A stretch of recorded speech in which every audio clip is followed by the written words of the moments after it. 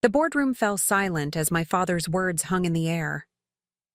15 years of my life, countless sleepless nights, and millions in revenue I'd personally generated, all reduced to a wooden plaque that might as well have said, "Thanks for keeping the seat warm." I smiled through gritted teeth, raising my champagne flute as the executives around me celebrated my sister's visionary leadership. Nobody noticed my hand trembling, or the plans already forming in my mind. They thought this was my end. Little did they know it was just my beginning. Before we jump back in, tell us where you're tuning in from, and if this story touches you, make sure you're subscribed, because tomorrow, I've saved something extra special for you. Have you ever poured your heart and soul into something, only to watch someone else take the credit? I'm Alex Chen, and that's exactly what happened to me at Meridian Technologies, the software company my father started in our garage when I was just 12 years old. The day everything changed started like any other. Seattle rain tapped gently against the floor-to-ceiling windows of Meridian's downtown headquarters, an impressive contrast to the leaky roof of that garage where I'd written my first lines of code alongside Dad. Back then, we were just a scrappy two-person operation surviving contract to contract.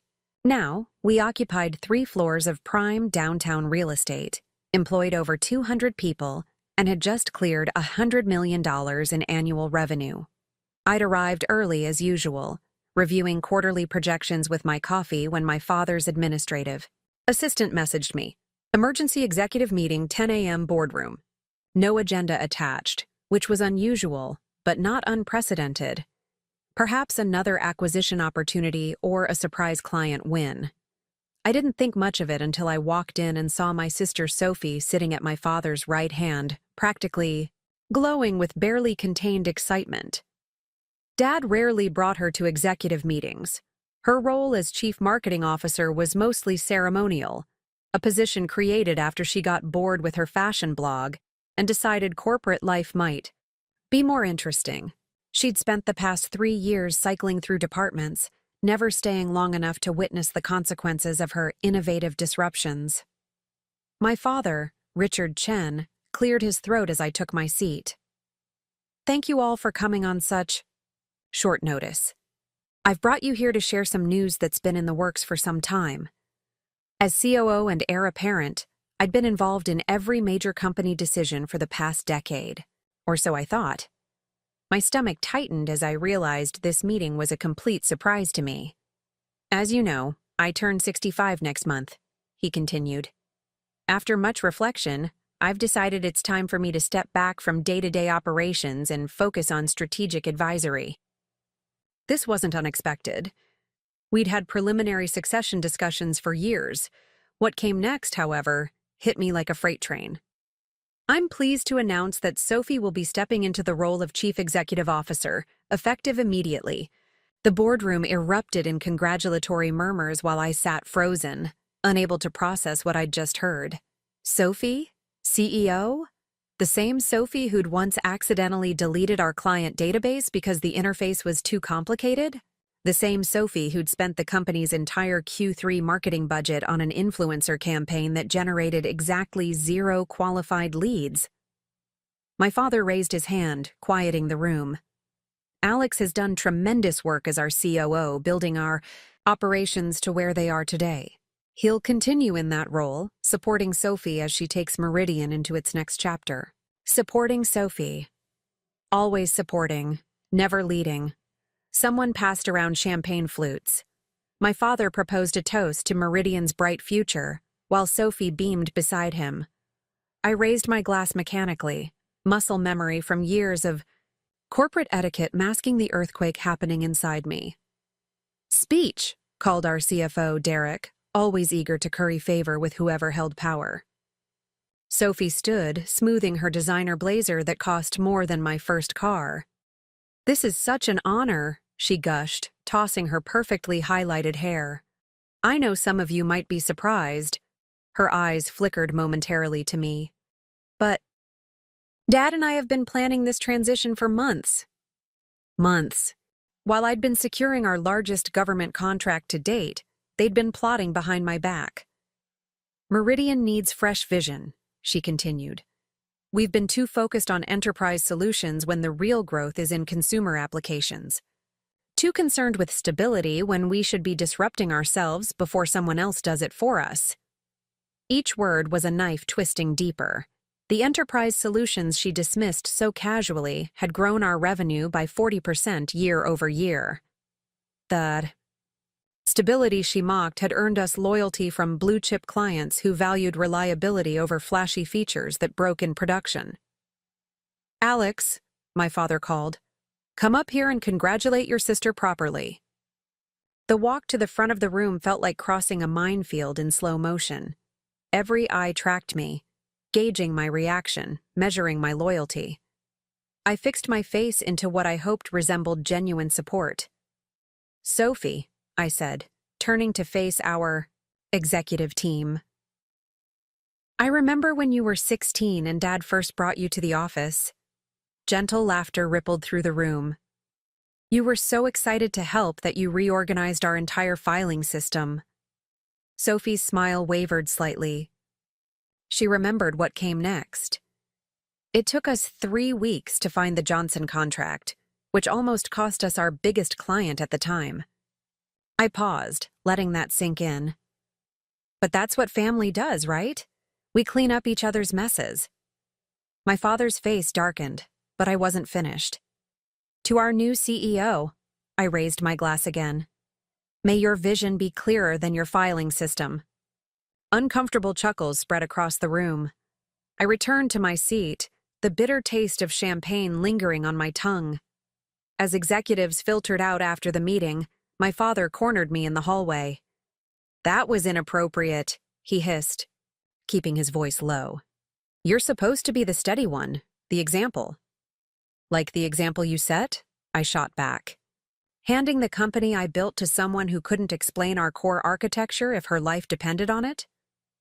"Sophie has vision, charisma. She'll learn the technical details." "I doubled our government sector last year.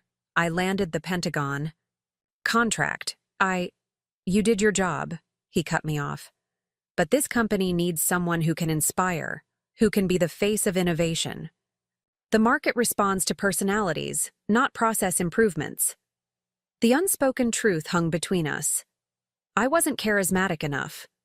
Too introverted, too focused on substance over style, too much like him before he'd learned to perform for investors. "Is this because I wouldn't do the TechCrunch interview?" I asked. "Or because I questioned the Horizon acquisition?" "This is because I need to think about Meridian's future," he said with finality. "The decision's been made, Alex. Either support your sister or—" He didn't finish the threat. He didn't need to. I looked at my father then, really looked at him. The salt and pepper hair, the deep creases around his eyes, the familiar stubborn set of his jaw.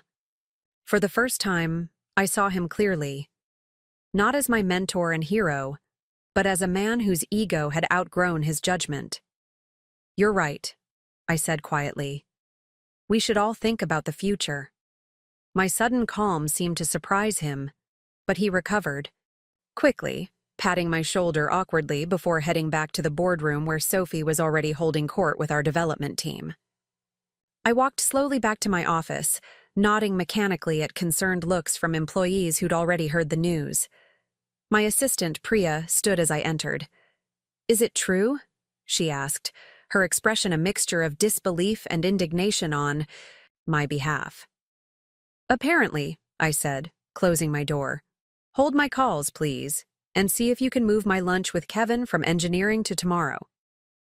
Once alone, I unlocked my bottom desk drawer and pulled out a folder I'd prepared 3 months ago, around the time Sophie had started attending strategy meetings she'd previously found too boring.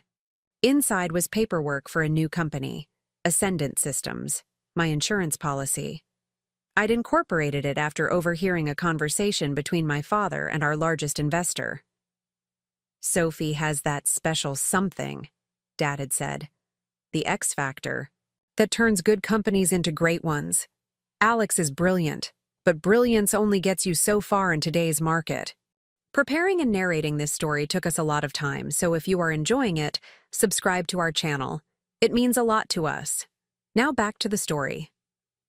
That night, I'd called Marcus Wong, my old roommate from MIT and Meridian's original lead developer before Sophie's rebranding initiative had pushed him out. Marcus had gone on to build impressive security systems for several Silicon Valley giants. "How would you feel about getting the band back together?" I'd asked him. "But this time we control the music." Within a week, we'd secured initial funding from a venture capitalist who'd been trying to poach me from Meridian for years. Within a month, we'd leased modest office space in Bellevue, just far enough from Seattle to avoid raising suspicions. And within 3 months, we'd developed a prototype that solved the exact security challenges I knew Meridian's clients were facing, challenges Sophie had repeatedly dismissed as too niche to address. Now, staring at the cheap plaque my father had given me, "In appreciation for your service," I pulled out my phone and texted Marcus, "It's time. Execute Plan Ascendant." His response came seconds later. "Roger that, boss." They thought this was my end, my final chapter in the story of Meridian Technologies. But they didn't know about the servers running in Bellevue, about the meetings I'd had with our most valuable clients, about the team of top engineers I'd quietly recruited when Sophie's vision had alienated them. They thought this was my end. It was only my beginning.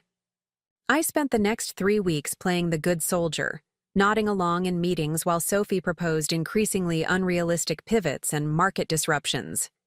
Each night I drove to Bellevue, where the real work happened. "The Pentagon wants a demo next week," Marcus told me as we reviewed Ascendant's security protocol.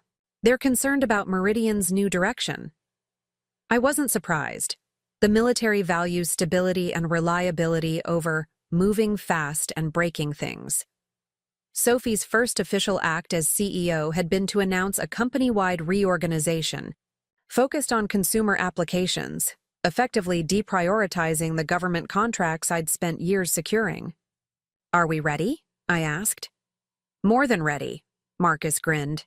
"We've addressed the 0-day vulnerability their security team flagged last month, the one your sister said wasn't worth the development resources." I nodded, examining the elegant solution our team had developed. It wasn't just a patch, it was a comprehensive framework that anticipated future threats while maintaining backward compatibility. Exactly the kind of unsexy but critical innovation that had once been Meridian's hallmark. "Let's schedule the demo for Thursday," I decided, "and make sure Kevin's team has the documentation they need." Kevin Chen, no relation, had been Meridian's lead security architect until Sophie had reassigned him to the consumer apps division, a move he'd described as asking a heart surgeon to design Band-Aids. He'd joined Ascendant 2 days later, bringing 4 senior developers with him. By the time I returned to my apartment that night, it was nearly midnight. I was about to collapse. Into bed when my phone buzzed with a text from Priya. "Check your email, now." The message contained a forwarded calendar invitation to an emergency board meeting scheduled for 9 a.m. tomorrow. The agenda had one item: Meridian-Horizon merger discussion. Horizon Technologies, the overvalued startup my father had been flirting with for months, the one I'd argued against acquiring because their technology was fundamentally flawed and their financials highly suspect. Sophie had obviously overruled my objections. I called Priya immediately. "What's happening?" "Sophie announced the Horizon acquisition after you left," she said, her voice tense. "They're not just buying the technology. Meridian is merging with them. Jacob Reeves will be co-CEO with Sophie." Jacob Reeves, Horizon's founder, was a charismatic serial entrepreneur with a gift for storytelling and a history of selling companies just before their fundamental problems became apparent. I'd met him twice and walked away with the same impression. Both times, brilliant salesman, mediocre technologist, questionable ethics. "How are they financing this?" I asked, though I suspected the answer. "They're leveraging everything," Priya confirmed. "The Seattle headquarters, the patent portfolio, Even the government contracts. My stomach tightened. What's the market's reaction? Stocks down 15% in after-hours trading. The enterprise clients are panicking, especially after Sophie's consumer pivot announcement last week. And the board? Split. The venture capital reps love the bold vision. The old guard is nervous but won't stand against your father. I thanked Priya and sat in the dark of my apartment, thinking. The merger would be a disaster. Horizon's technology didn't scale, their security was Swiss cheese, and their corporate culture was toxic. But more importantly, leveraging our government contracts as collateral was not just risky. It potentially violated several provisions I'd personally negotiated. I picked up my phone again and sent a text to our Pentagon contact, General Martinez. Need to discuss Meridian's situation urgently. Available tomorrow? His response was immediate. Concerns already raised on our end. Breakfast at the usual place, 7 a.m. The following morning, I met General Martinez at a quiet diner halfway between Seattle and the military installation where he was based. He looked grave as I slid into the booth across from him. "You've put me in a difficult position, Alex," he said without preamble. "Your company's instability threatens national security infrastructure." "It's not my company anymore," I replied. "Not really. Nevertheless, we've invested millions in systems that depend on Meridian's protocols. This consumer pivot and merger with a company that has known security vulnerabilities." He shook his head. "The Pentagon is preparing to invoke the stability clause in our contract." The stability clause, my insurance policy within Meridian. I'd insisted on language that would trigger massive penalties if the company made significant changes that might compromise security protocols. My father had agreed, never imagining he'd want to make such changes. "I understand," I said carefully. "But what if I could offer an alternative solution? Same protocols, same team, better security, different company." The general raised an eyebrow. "You have my attention." 2 hours later, I walked into Meridian's boardroom, precisely 3 minutes before the emergency meeting was scheduled to begin. My father and Sophie sat at the head of the table, with Jacob Reeves beside them, looking like a Silicon Valley central casting executive in his casual blazer and designer jeans. "Alex," my father nodded formally, "we were just discussing the transition timeline." "Exciting times," Jacob said, extending his hand. "Sophie tells me you'll be crucial in maintaining operational continuity while we integrate the teams." I shook his hand briefly. "Actually, I wanted to address the board about some concerns before we proceed." Sophie frowned. "We've already discussed the merger parameters, Alex. This meeting is about implementation. I think the board should hear this," I insisted, making eye contact with our longest-serving director, a former tech executive who'd backed my father's original startup. "Let him speak," the director said. I placed a folder on the table. "The Horizon merger violates the stability clause in our Pentagon contract. I've confirmed this with General Martinez this morning. Proceeding would trigger penalties of approximately $40 million. The room went silent. My father's face darkened. "Furthermore," I continued, "leveraging our government contracts as collateral without prior authorization from the relevant agencies violates Federal Acquisition Regulation 52.23223. The penalties for that would be additional and potentially criminal." Jacob's casual demeanor evaporated. "This is clearly a negotiating tactic," he said dismissively. "These regulations have workarounds." "Not these," I replied calmly. "I wrote the original contracts, structured specifically to prevent exactly this kind of instability." I turned to the board members. "There's more. Horizon's security architecture failed 3 independent audits last year. Merging their systems with ours would compromise our entire infrastructure, including systems currently protecting sensitive government data." Sophie stood up, her face flushed. "This is ridiculous. Alex is just bitter about the succession decision. The merger is going forward." Actually, I said, it isn't. I slid another document across the table.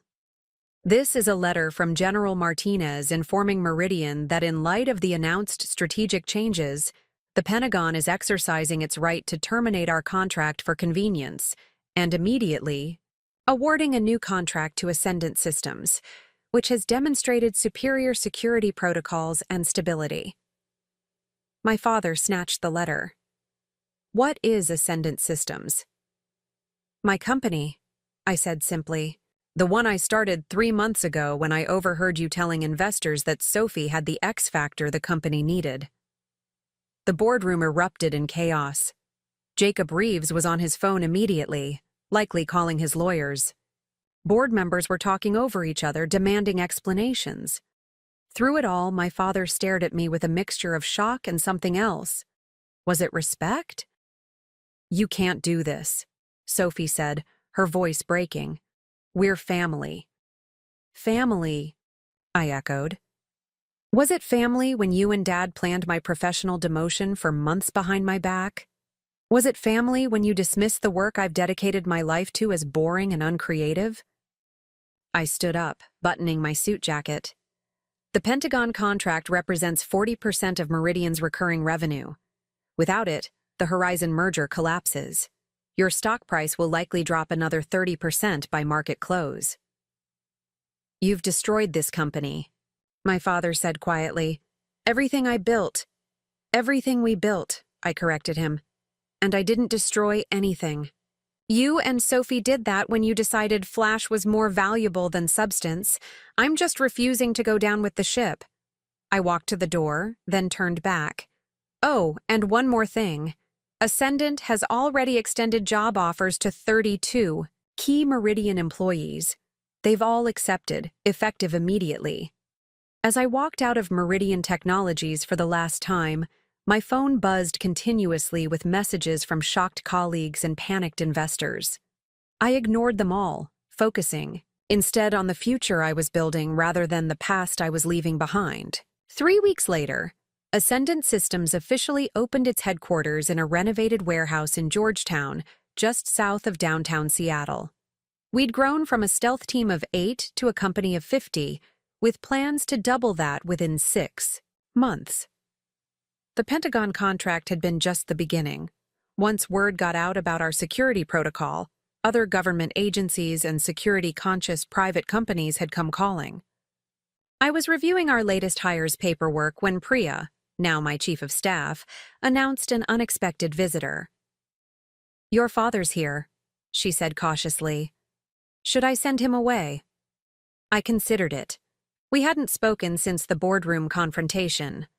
Meridian stock had indeed plummeted, the Horizon merger had collapsed, and Sophie had been forced to lay off 30% of the staff. No, I decided. Send him in. Richard Chen looked older than he had a month ago. The confident swagger was gone, replaced by a weariness that made him seem diminished somehow. Nice space, he said, looking around at our open-concept office. Reminds me of our first real headquarters before we moved downtown. I nodded but said nothing, waiting. Meridian's filing for Chapter 11 next week, he continued. The board forced Sophie to step down. They've asked me to return as interim CEO while they look for a buyer. I'm sorry it came to that, I said, and meant it. Despite everything, seeing my father's life's work crumble gave me no pleasure. Are you? He asked, studying my face. You could have warned us about the Pentagon contract, given us a chance to adjust course. Like you warned me about choosing Sophie as CEO? He had the grace to look away. I made a mistake. I thought. He trailed off. You thought charisma would trump competence, I finished for him. You thought Sophie's ability to charm investors was more valuable than my ability to build sustainable systems. I thought you'd always be there, he admitted quietly. The reliable one. The rock. I took you for granted. We sat in silence for a moment, the weight of 2 decades of family history and business entanglement between us. What will you do now? I finally asked. After the bankruptcy? He shrugged. Retire, probably. Your mother's been asking me to slow down for years. He hesitated. Sophie's talking about starting a marketing consultancy. She's asking for my help. Of course she was. The pattern would continue. Sophie jumping to the next shiny opportunity, my father enabling her, neither learning from their mistakes. And what about you? He asked. Ascendant seems to be growing fast. We're selective, I replied. Quality over quantity, substance over flash. He nodded, understanding the implicit criticism. You always were the better businessman, he admitted. I just couldn't see it because you did it so differently than I would have. Another silence stretched between us. I didn't come here to ask for a job, he said finally. But I did come to ask if someday, when the dust settles, we might find a way to be family again. Just family, no business involved. I thought about all the years I'd sought his approval, all the nights I'd worked late trying to earn the recognition he gave Sophie so freely. I thought about the betrayal I'd felt in that boardroom and the satisfaction of finally being proven right. But I also thought about the father who'd taught me to code when I was 12, who'd believed in my abilities enough to let me rebuild his struggling company, who'd given me the foundation for everything I now knew. We'll always be family, I said finally. That's not something either of us can change, even if we wanted to. But it will take time. He nodded, accepting this partial olive branch. Time I have now, apparently. As he stood to leave, he paused by my desk. You know, in some strange way, I'm proud of you. What you did, starting Ascendant, securing the Pentagon contract. It was brilliant, ruthless, but brilliant. I learned from watching you, I replied. A sad smile crossed his face. Apparently too well. He extended his hand. Good luck, Alex. Build something better than I did. After he left, I stood at our office window, looking out at the Seattle skyline where Meridian's logo had once dominated. The company I'd helped build was falling, but from its ashes, something new was rising. My phone buzzed with a text from Marcus. Pentagon just doubled their order. We need to hire more security specialists ASAP. I texted back, approved, quality candidates only. Then I turned away from the window and back to the future I was creating. Not from revenge, but from the simple desire to build something that valued substance over style, competence over charisma, and integrity over image. Sometimes the best response to betrayal isn't destruction. It's creation. 4 months before my professional execution at that boardroom gathering, I sat in my office late one evening, reviewing our quarterly forecasts. The Seattle rain tapped against my windows as I scrolled through financial projections that told a story few others could read. Numbers never lied, unlike people, and these particular numbers were screaming a warning I could no longer ignore. My office door opened without a knock. Elena Vasquez, our brilliant chief technology officer, slipped in and closed it quietly behind her. She'd been with Meridian almost as long as I had, joining us fresh out of Stanford when we were still working from that converted warehouse in Georgetown. You're still here, she observed, dropping into the chair across from my desk. Thought I was the only one burning midnight oil. Just reviewing the leadership transition spreadsheet, I said, turning my monitor slightly so she could see. Notice anything interesting? Elena leaned forward, her brow furrowing as she scanned the document. Her eyes widened when she reached the executive restructuring section where Sophie's name was already listed as CEO designate, with a transition date set for next quarter. This can't be right, she said, straightening up. Your father hasn't announced anything about stepping down, and you're the obvious successor. Apparently not so obvious to him, I replied, closing the document. I found this buried in the strategic planning folder. They've been planning this for months. How long have you known? Elena asked quietly. I sighed, leaning back in my chair. That my father would never fully trust someone who resembles his earlier self, more comfortable with systems than socializing. Probably since I was 15. When he hired a communication coach for me while telling Sophie her natural charisma was her greatest asset. What are you going to do? I reached into my desk drawer and removed a sealed envelope, sliding it across to her. Elena opened it. Carefully, her eyes widening as she scanned the contents. Quantum Edge, she read aloud. Incorporation papers dated 3 weeks ago. She looked up sharply. You started another company? I'm preparing for the inevitable, I corrected. The quantum security architecture we discussed last year, the one my father and Sophie dismissed, as too experimental? The framework that would have revolutionized our entire security platform. Elena nodded, her eyes lighting up with the memory of the technical challenge. The one that would have put us 5 years ahead of every competitor. I've been developing it nights and weekends, I said. The prototype is ready for testing. Elena studied me for a long moment. And you want me to... Join me, I said. Simply. Be my CTO at Quantum Edge when the time comes. She glanced down at the papers again. Your father trusts me. I could stay, feed you information while you build this in the background. No, I shook my head firmly. I need you visible. Legitimate. They'll never connect us if you leave Meridian properly to join what appears to be a promising startup. A soft knock interrupted us. Rachel Kim, our legal director, entered without waiting for a response. The contracts are ready, she announced, placing a thick folder on my desk. Non-compete waivers for key personnel, structured as independent, contracts to bypass the standard agreements. Elena raised an eyebrow. Rachel's in on this too? Someone has to make sure we don't end up in court, Rachel replied, her precisely manicured nails tapping against the folder. Besides, I haven't forgotten how Sophie restructured my department last year to make room for her sorority sister with the online law degree. I opened the folder, scanning the documents. These look thorough. What about our IP protection? The quantum architecture is clean, Rachel confirmed. You developed it independently, using your own resources, and Meridian explicitly declined to pursue it. I've documented everything, including the board minutes where your father called it unnecessary theoretical work. I picked up a pen, its weight suddenly significant. Once I sign these, there's no going back. There's no going back anyway, Elena said softly. You know that. I did know.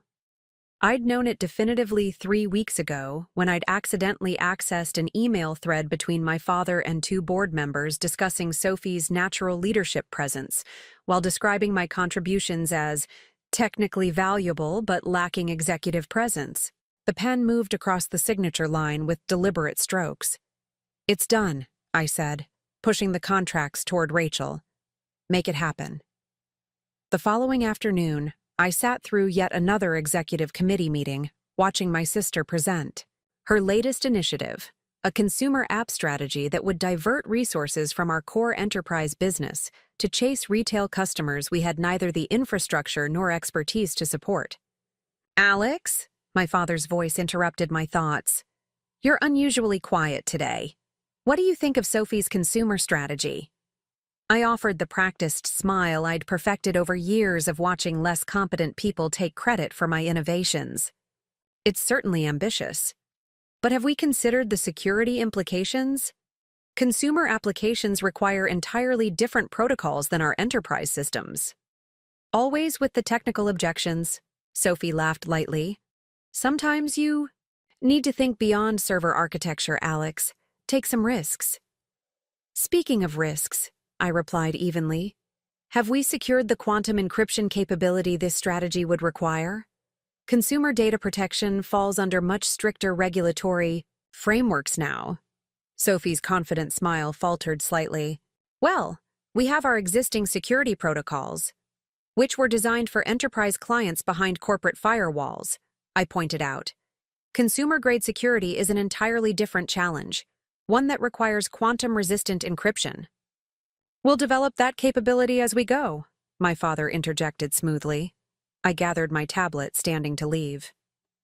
Actually, I heard a new player in the security space has already patented a breakthrough quantum architecture. Quantum Edge, I believe they're called.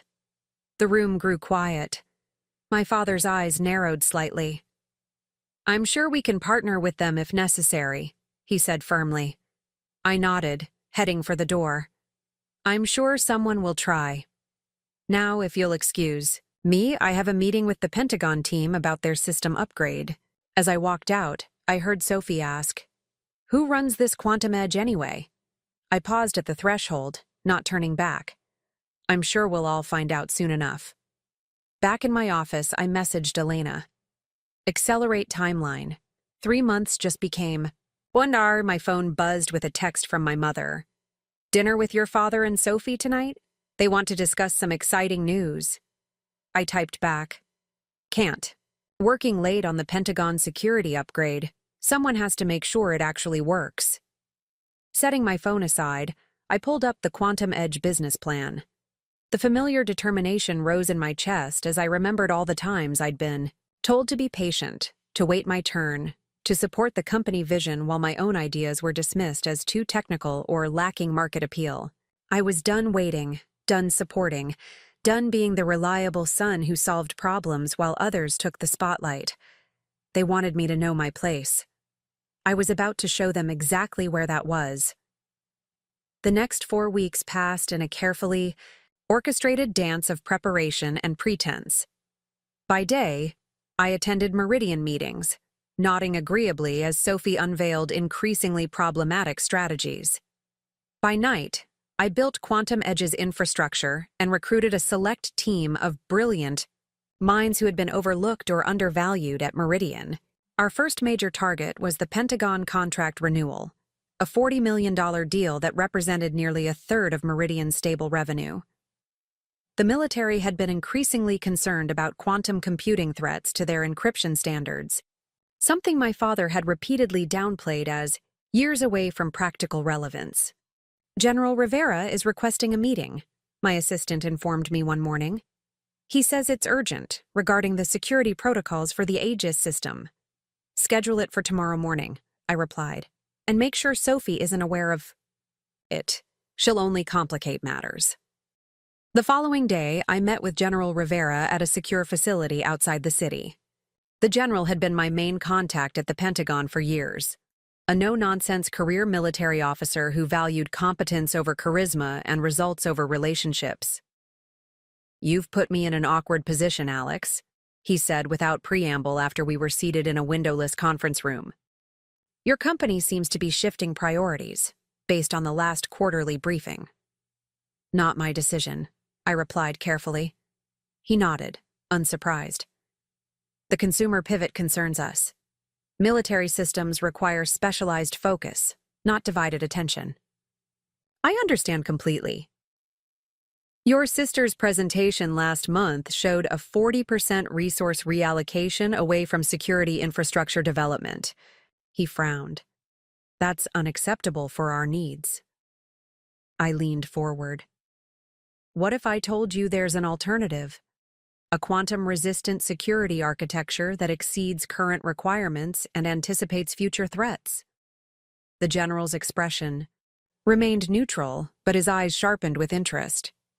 "I'd say that sounds like exactly what we've been requesting from Meridian for the past 18 months. "Not from Meridian," I clarified. "From Quantum Edge." I slid a tablet across the table, displaying our security framework. The general studied it carefully, occasionally zooming in on technical specifications. After several minutes, he looked up. "This is what we asked your father for 2 budget cycles ago. He said it wasn't technically feasible yet." "He was wrong," I said simply. "And Quantum Edge can deliver this within our timeline?" "We already have. The prototype is running in our test environment. We can deploy to your systems within 30 days. The general considered this information, his military discipline not quite hiding his excitement at the breakthrough. "This would require breaking our existing contract with Meridian." "Actually," I replied, "the contract includes a technology advancement clause. If a superior security solution becomes available that significantly reduces vulnerability, The Pentagon can transition with minimal penalties. A clause you insisted on, as I recall, the general said with the faintest hint of a smile. Over your father's objections. I nodded. I believe in preparing for all contingencies. And who exactly runs Quantum Edge, Alex? Our eyes met across the table. I think you already know the answer to that, General. 3 days later, I received a message from Elena. Sophie just came out of your father's office looking like she's seen a ghost. Emergency board meeting called for tomorrow morning. I replied, right on schedule. That evening, my father called. I let it go to voicemail, listening to his message later. Alex, we need to talk before tomorrow's meeting. The Pentagon contract is at risk. Call me immediately. I didn't call back. The next morning, I arrived at the boardroom exactly on time, taking my usual seat as the other executives filed in looking tense and confused. My father entered last, Sophie at his side. Her usual confident smile was nowhere to be seen. Thank you all for coming on such short notice, my father began, his voice grave. We've received concerning news from the Pentagon. They're invoking the technology advancement clause in our contract and transitioning their security systems to another provider. The room erupted in shocked murmurs. The Pentagon contract was Meridian's most prestigious and stable source of revenue. What provider? Asked our CFO, Derek. Oracle? Microsoft? A company called Quantum Edge, Sophie replied, her voice tight with controlled anger. Apparently, they've developed a quantum-resistant security architecture that makes our systems obsolete. All eyes turned to me. I met my father's gaze steadily. Alex, he said quietly, what do you know about this? I took my time answering, arranging my tablet and water glass precisely. I know that I proposed a quantum security framework to this board 18 months ago. I know that it was dismissed as unnecessarily forward-looking and diverting resources from marketable features. And I know that Quantum Edge has successfully built what Meridian refused to prioritize. You're behind this, Sophie accused, her composure cracking. You've been working with them. I smiled slightly. Not with them, Sophie. I am them. The silence that followed was absolute. You incorporated a competing company? My father finally asked, his voice dangerously quiet. I created a solution to a critical security challenge, I corrected. One that Meridian, under your leadership, repeatedly refused to address. While working as our COO, he growled. That's a breach of your fiduciary duty. Actually, I replied, Rachel prepared a comprehensive legal opinion confirming that all development occurred on my own time, using my own resources, after Meridian explicitly declined to pursue the technology. I placed a document on the table. She was quite thorough in documenting the board's rejection of the quantum security initiative. Rachel is our legal director, Sophie snapped. She works for Meridian. Actually, she resigned last week, I corrected, as did Elena Vasquez, and 17 other key technical staff. They now work for Quantum Edge. My father's face had turned an alarming shade of red. You've been planning this for months. I've been preparing for the inevitable, I countered, just as you and Sophie have been planning my professional demotion for months. Sophie flinched slightly, confirming my accusation. The Pentagon contract represents 30% of our recurring revenue, Derek interrupted, looking pale. Without it, the consumer pivot is financially unsustainable. Perhaps Sophie's natural charisma can convince them to reconsider, I suggested mildly, echoing my father's words from that overheard conversation. You vindictive, Sophie began, but my father silenced her with a gesture. What do you want, Alex? He asked, his business negotiation voice replacing the parental tone. An equity stake in Quantum Edge for Meridian? A licensing arrangement? I stood up, straightening my jacket. Nothing. Quantum Edge doesn't need Meridian. In fact, as of this morning, we've secured commitments from 3 additional government agencies and 2 financial institutions. all current Meridian clients concerned about the company's shifting priorities. "You're destroying this family," Sophie said, her voice breaking slightly. "Family?" I echoed. "Was it family when you took credit for my Pentagon security strategy in the investor presentation last year? Was it family when Dad started excluding me from succession planning discussions? Was it family when you both decided I wasn't leadership material despite building Meridian's entire enterprise business?" Neither answered. "I've given 15 years to Meridian Technologies," I continued. "I transformed Dad's consulting shop into an enterprise security leader, and my reward was to be sidelined for someone whose main qualification is being better at cocktail party conversation." I gathered my things and walked to the door. "The quantum security architecture was always mine to develop. You just didn't value it, or me, enough to see its potential." My father found his voice as I reached the threshold. "If you walk out that door, don't expect to be welcome back." I turned one last time. I stopped expecting that a long time ago. As I left Meridian Technologies for what I assumed would be the final time, I felt none of the satisfaction I'd anticipated. Just a hollow certainty that I'd done what was necessary, if not what was easy. The next 3 months passed in a whirlwind of development sprints, client presentations, and rapid expansion.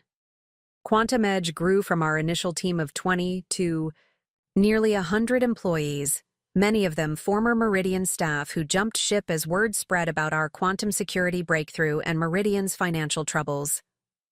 I rarely checked Meridian's stock price, but I couldn't avoid the headlines in the business press. Meridian Technologies loses key government contracts. Sophie Chen steps down as CEO after 3 months. Meridian announces layoffs amid strategic restructuring. Elena found me working late one evening, staring at financial projections for our next quarter. The irony wasn't lost on me. Here I was again, alone in my office long after normal business hours, surrounded by spreadsheets and technical documentation. "Some habits don't change," she observed, perching on the edge of my desk. "Still the hardest working person in the building." I rubbed my eyes, suddenly aware of my exhaustion. "Someone has to make sure we don't make the same mistakes Meridian did." "Speaking of Meridian," Elena said carefully, "have you heard the latest?" I shook my head. I'd been deliberately avoiding news about my former company for the past 2 weeks. "They're looking for a buyer. Your father's back as interim CEO after Sophie's departure. The board forced him to abandon the consumer strategy and refocus on enterprise security." "Too little, too late," I muttered. "Maybe," Elena agreed. "But I also heard they've approached Westlake Ventures about emergency funding." I looked up sharply. Westlake was known for acquiring distressed tech companies, stripping their intellectual property, and discarding the remains. They'd destroy whatever was left of Meridian's culture and client relationships. "That would be a disaster for their clients," I said. "The Pentagon systems alone would take years to transition fully to new providers." Elena watched me carefully. "You still care about those systems, about the work you built there?" Before I could respond, my phone rang, a number I hadn't seen in months. My father. I considered letting it go to voicemail, but finally answered on the 4th ring. "Alex Chen." "Alex." My father's voice sounded tired, older. "I need to meet with you. It's important."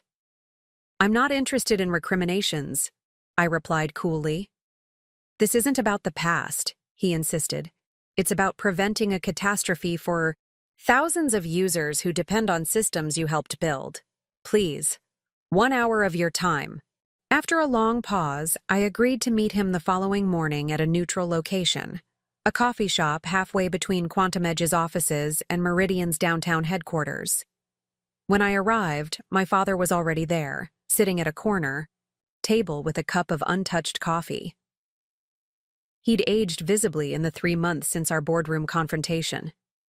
The confident posture was gone, replaced by the slightly hunched shoulders of someone carrying a heavy burden. "Thank you for coming," he said as I sat across from him. You mentioned a potential catastrophe, I replied, skipping the pleasantries.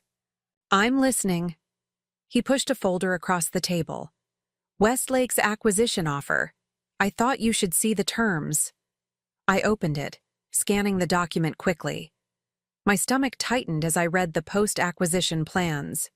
Westlake intended to dismantle Meridian entirely, selling off the commercial business in pieces, extracting the intellectual property, and abandoning the government contracts with minimal transition support.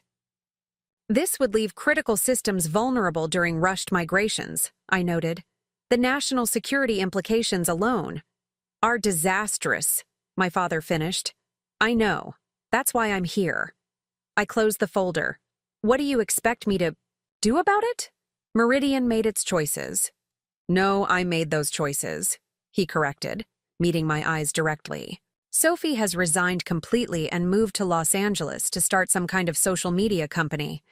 The board has given me 2 weeks to find an alternative to Westlake.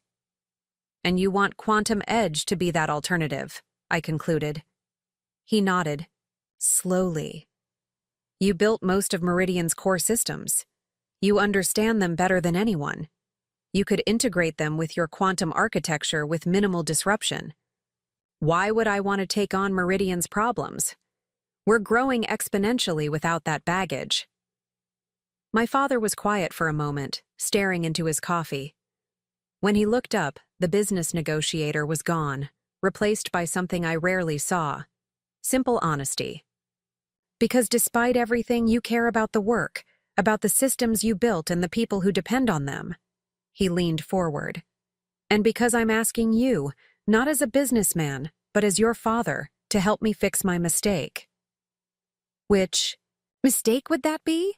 I asked, my voice sharper than intended. Sidelining me for Sophie? Dismissing the quantum architecture? Or just fundamentally misunderstanding what kind of company Meridian needed to be? All of them, he said simply. I was wrong, Alex. About the company's direction, about Sophie's readiness for leadership, and most of all, about you. I sat back, surprised by his bluntness. My father rarely admitted error, even when the evidence was overwhelming. I thought leadership required a certain type of personality, he continued. Someone like me in my prime, or how I remember myself. Anyway, charismatic, bold, comfortable in the spotlight. Sophie seemed to have those qualities. While I was too technical, too detail-oriented, too introverted, I supplied. He nodded. I couldn't see that the industry had changed. That modern enterprise security requires exactly your kind of leadership. Methodical, thorough, focused, on substance over style. The admission should have felt vindicating. Instead, it just underscored the waste of time, opportunity, and relationship. Quantum Edge is not interested in acquiring Meridian, I said finally. The corporate culture clash alone would be unmanageable. His shoulders slumped slightly. However, I continued, we might consider a targeted acquisition of specific assets and contracts. The government division in particular aligns with our core business. Hope flickered across his face. You'd take on the Pentagon contracts? The classified systems? With appropriate due diligence and valuation, I qualified. We're not offering a bailout, but a strategic integration of compatible elements. And the Meridian name? The legacy? I considered this.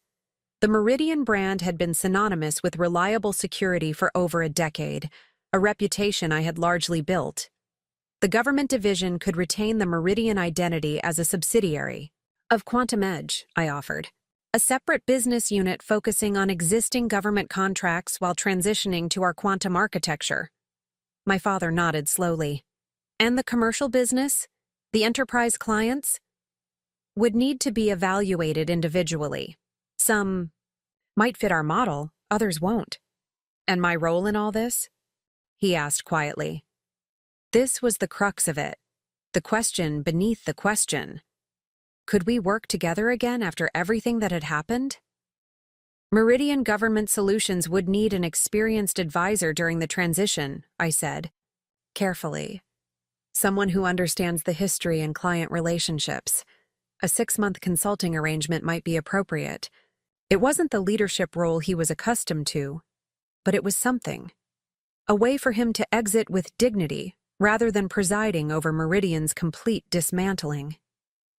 I'd like to have Elena and our financial team review Meridian's current state before we formalize anything, I added.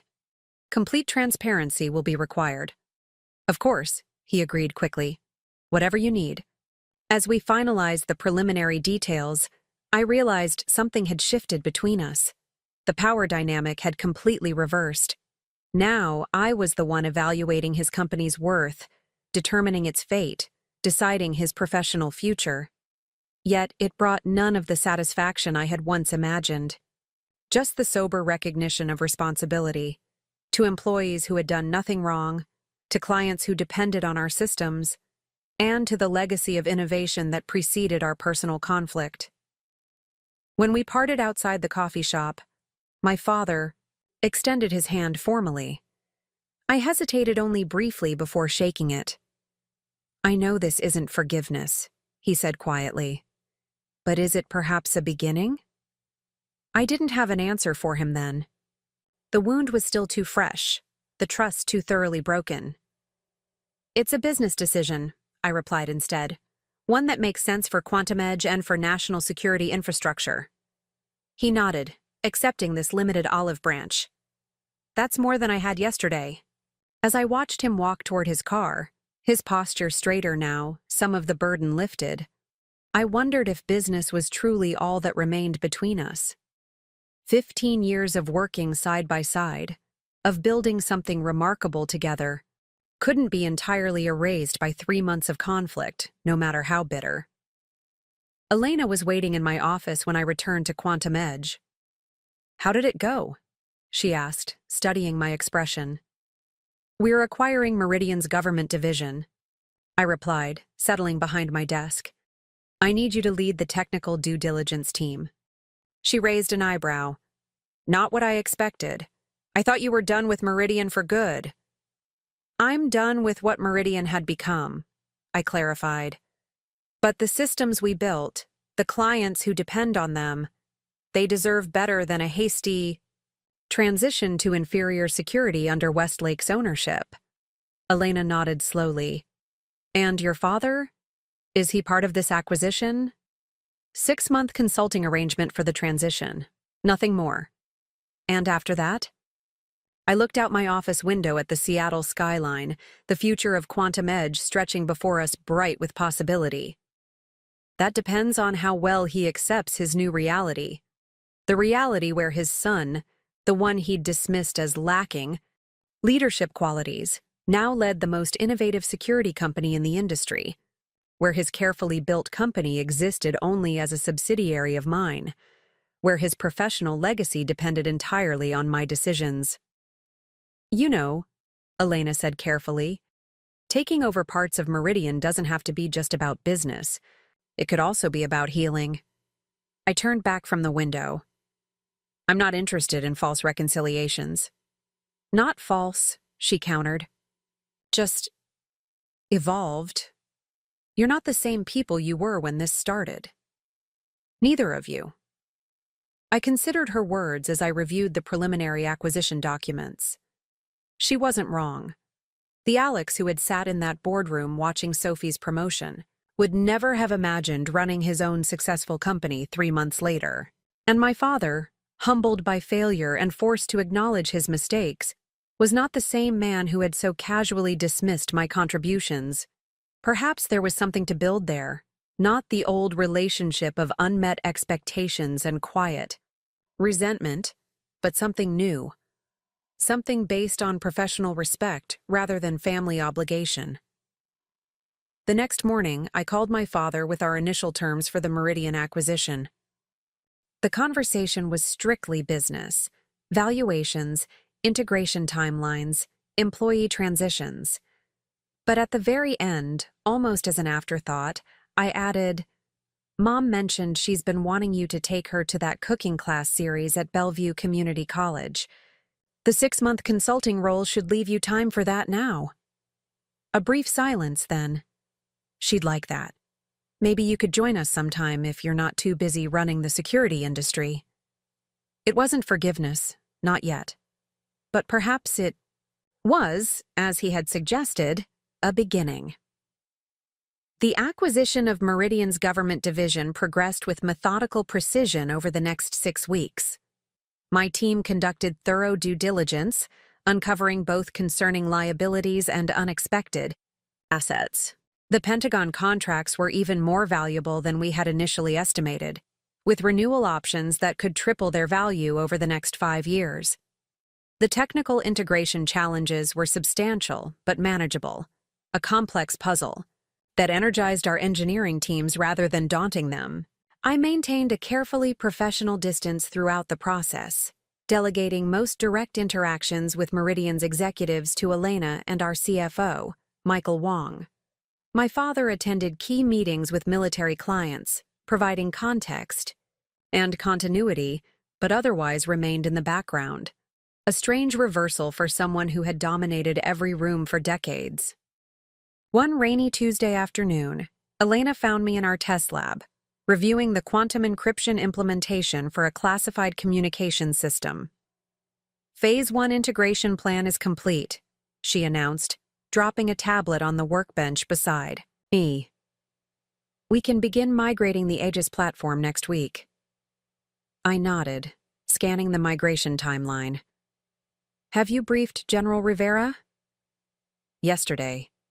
He's relieved we're preserving the core functionality while enhancing the security protocols. She hesitated. He asked about you, actually. Wanted to know why you weren't at the briefing. I adjusted a parameter in the encryption algorithm, watching the simulation results recalculate. I'm more valuable optimizing the technical implementation than making small talk with generals.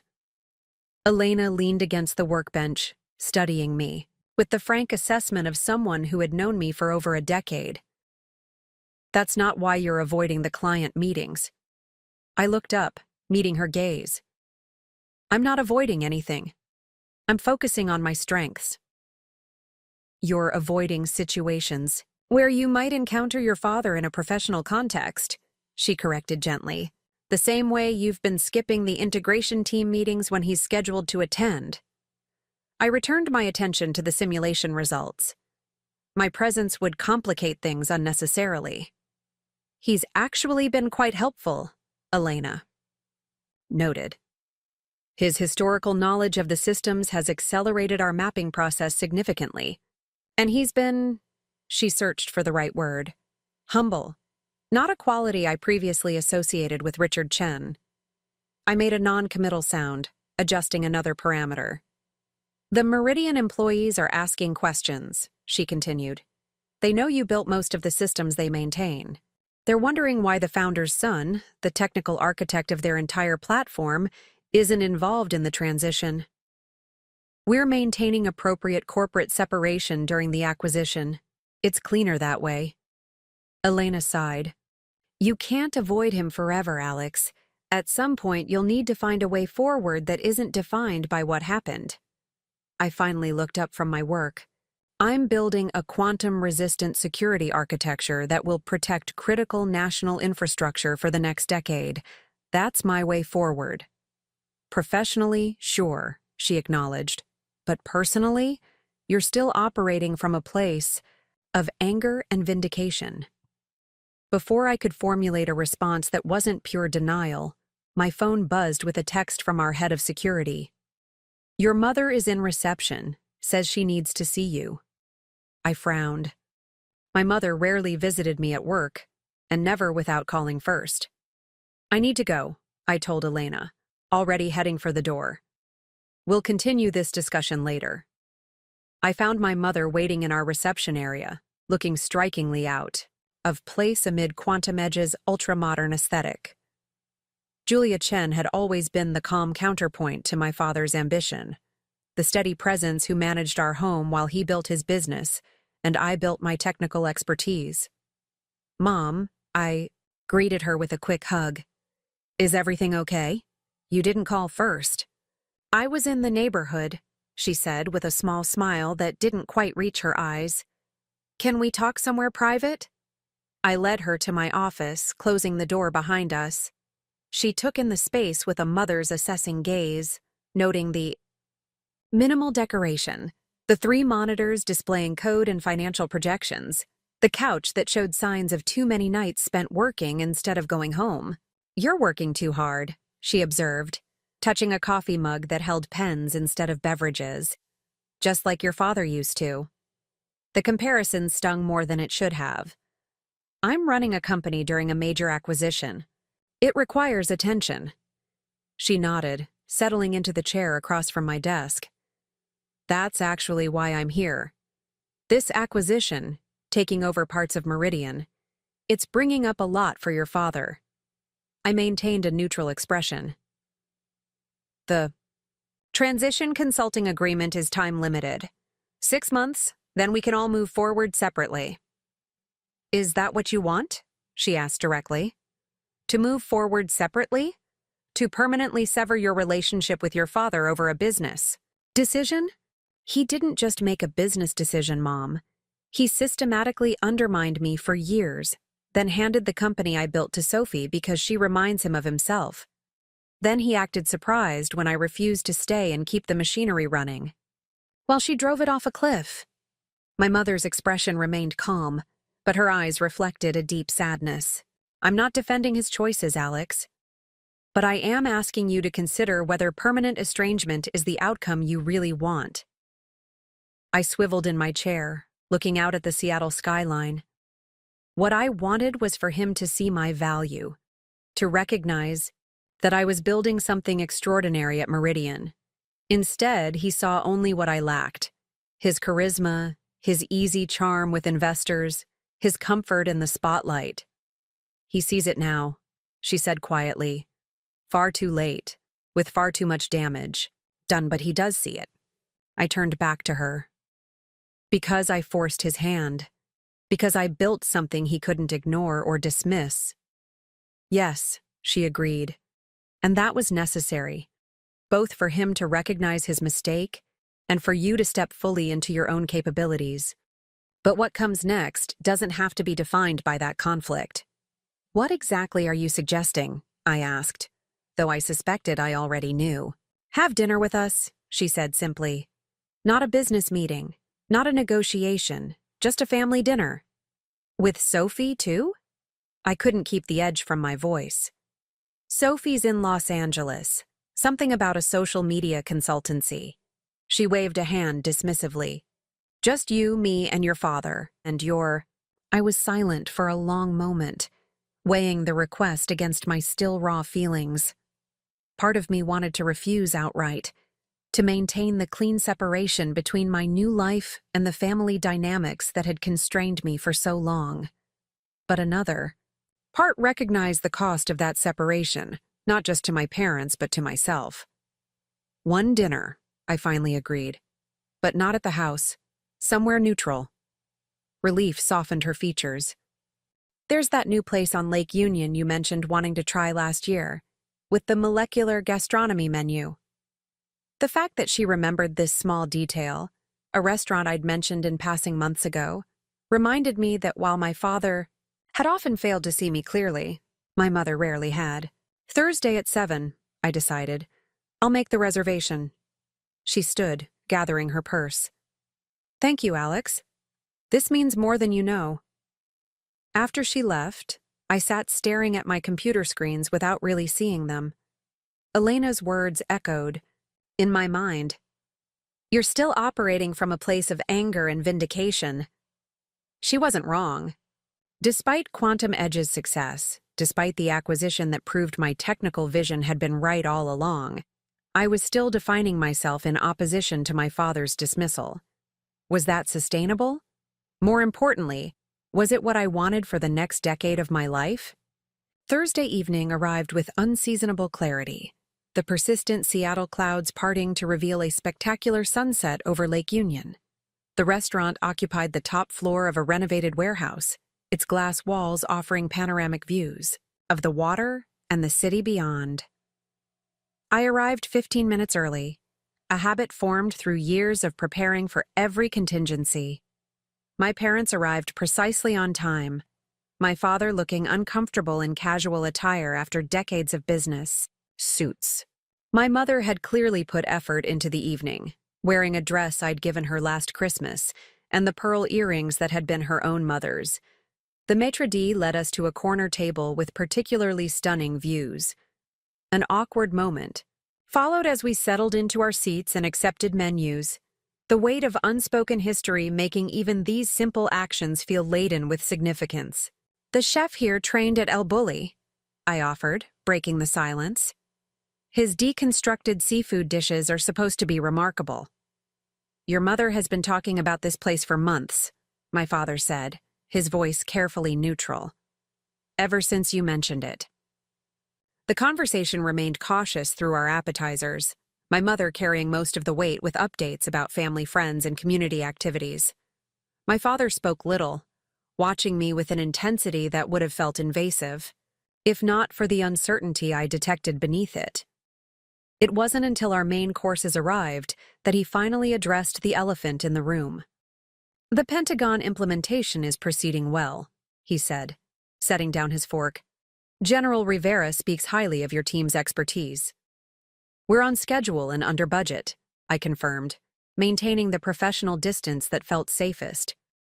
"The security upgrades have exceeded initial performance projections." My mother shot us both a look. "This isn't a business dinner, remember?" My father nodded, looking momentarily chastened. He took a sip of water, then tried again. "Your mother tells me you've been taking flying lessons." The personal nature of the question surprised me. "Just simulator training so far. It's a different kind of problem solving." "Your grandfather was a pilot," he noted, "before he started the hardware store." This was news to me. "You never mentioned that." A flicker of regret crossed his face. "There's a lot I should have mentioned over the years." The simple acknowledgement opened something between us. Not forgiveness exactly, but perhaps a willingness to see beyond the recent conflict to the longer history we shared. "Why did you really choose Sophie?" I asked, the question emerging before I could reconsider. Was it just about her communication style, or was there something fundamentally lacking in me? My mother tensed, but my father held up a hand gently. "It's a fair question," he told her before turning back to me. "It wasn't about what you lacked, Alex. It was about what I thought I needed to be, what I thought a CEO had to be. Charismatic, extroverted, comfortable in the spotlight," I supplied. "Yes," he acknowledged. "But more than that, I thought leadership meant being the person everyone pays attention to, the one who inspires through force of personality." I couldn't see that the industry had evolved beyond that model. Modern enterprise security requires methodical precision and technical depth, I noted. Not inspirational speeches. "Exactly." He set his napkin aside, leaning forward slightly. I was applying leadership principles from 20 years ago to a technical landscape that had fundamentally changed, and I was too stubborn, too convinced of my own judgment to see it. The admission was more forthright than I had expected. For a moment, I glimpsed what this was costing him. The man who had built a company from nothing, who had never shown doubt or vulnerability, now acknowledging a catastrophic misjudgment to the son who had proven him wrong. "Sophie was never going to succeed in that role," he continued. "That's on me, not her. I set her up to fail by ignoring the actual requirements of modern security leadership." "And now?" I asked, curious despite myself. "What will you do after the consulting agreement ends?" He glanced at my mother, who nodded encouragingly. "I'm considering teaching." Seattle University has approached me about a business school position, sharing case studies from Meridian's growth and eventual challenges, including the succession planning failure. I couldn't resist asking. "Especially that," he said with unexpected candor. "It's a textbook example of how not to manage technology company leadership transition." For the first time in months, I felt something like respect for my father stirring beneath the layers of hurt and resentment. This humility, this willingness to transform his failure into a learning opportunity for others, showed a capacity for growth I hadn't believed he possessed. The conversation shifted to lighter topics through dessert, and when we parted outside, the restaurant The Goodbye was warmer than I had anticipated. My mother hugged me tightly, whispering, "Thank you," against my shoulder. My father extended his hand, then hesitated before pulling me into a brief, somewhat awkward embrace. "I'm proud of what you're building," he said quietly. "Not just the technology, but the kind of leader you've become. The kind I should have recognized sooner." The words hit me with unexpected force, the validation I had sought for so long, offered freely now that I no longer needed it to define my worth. I drove home with my thoughts churning, the evening replaying in my mind. The dinner had not erased the past, but it had perhaps created space for a different kind of future, one where my relationship with my father could evolve beyond the dynamics that had constrained us both. The next morning, I arrived at Quantum Edge earlier than usual, driven by a restless energy I couldn't quite name. Elena found me in the conference room, reviewing the integration timeline for the remaining Meridian systems. "You're here early," she observed. "How was the family dinner?" "Surprisingly productive," I admitted. "My father is changing, or at least trying to."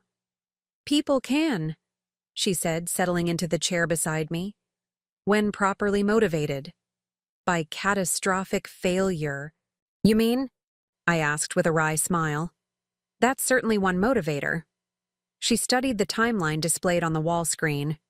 "We're ahead of schedule on most of the critical systems. The Aegis migration has been particularly smooth. Because my father's technical documentation was more comprehensive than we expected," I acknowledged.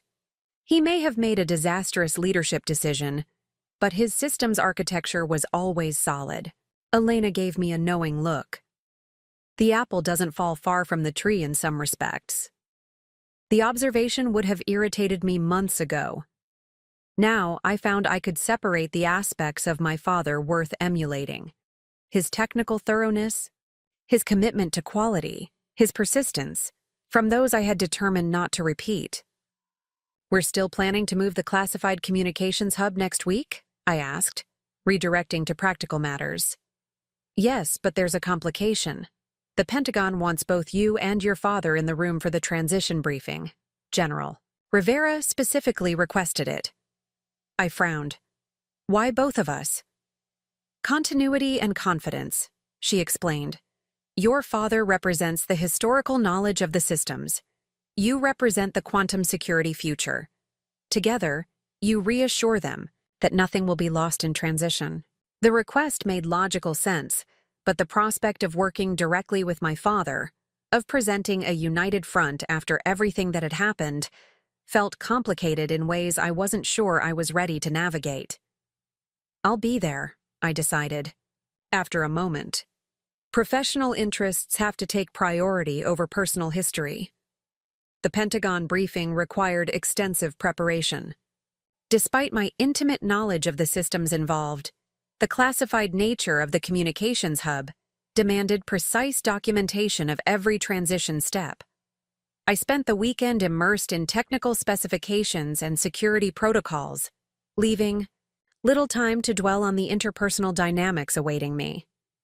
Monday morning found me in the secure conference room at the Pentagon, arriving 30 minutes before the scheduled briefing to set up my presentation materials. I was reviewing my notes when my father entered, carrying a well-worn leather portfolio I recognized from countless Meridian meetings. "Alex," he greeted me with careful formality. "I reviewed your transition documentation. The quantum implementation is even more elegant than I anticipated. We've simplified the user authentication while strengthening the underlying encryption," I explained, somewhat surprised by his technical focus. "The system will feel familiar to operators while providing exponentially stronger protection." He nodded, setting his materials on the table. I took the liberty of preparing some historical context on the system evolution. The original architecture decisions might provide useful background. I accepted the folder he offered, scanning the neatly organized documentation. It was thorough and relevant, focusing precisely on the aspects of the system history that would matter for our presentation. This is helpful, I acknowledged. I'll incorporate key points into the technical overview. We worked side by side for the next 20 minutes, calibrating our presentations to provide a seamless narrative.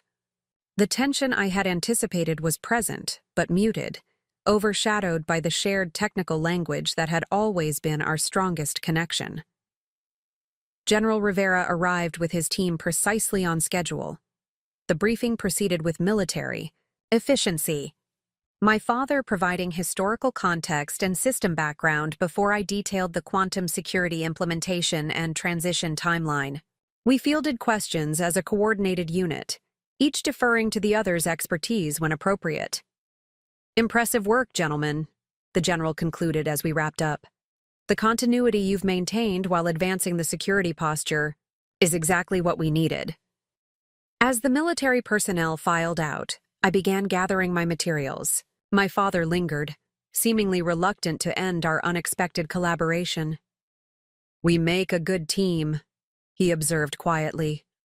"Always did, when it came to the technical fundamentals."